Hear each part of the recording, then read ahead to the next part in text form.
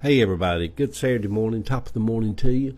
Coming to you, Eddie Williams Sellers, coming to you from Atlanta, Georgia this morning. It's kind of cold this morning, but it's going to warm up later today and be beautiful. I heard during the night last night on TikTok, someone that I follow in Paris said that he had heard that George Foreman had died yesterday. And so when I woke up this morning, I read about his passing. So the Morning Post this morning is Big George Foreman died yesterday. He was 76 years old. 76 doesn't seem that old anymore, and yet it is a good long life. They say he went peacefully.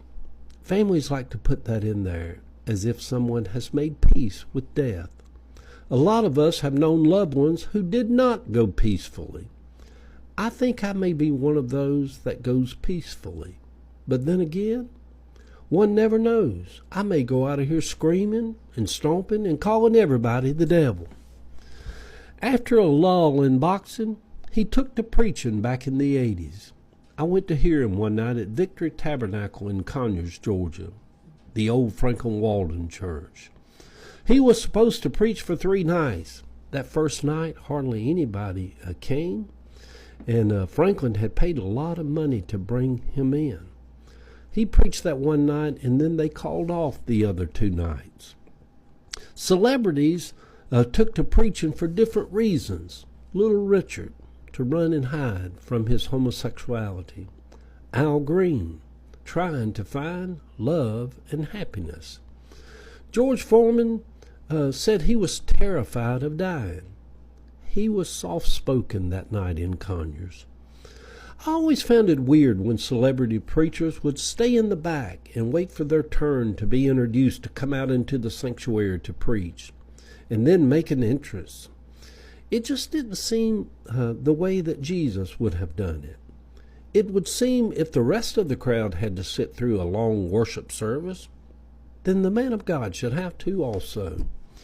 Church folks love celebridom. Jim and Tammy proved that. Donald Trump proves that even today.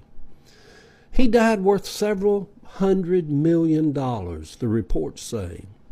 He did seem like a nice, decent man.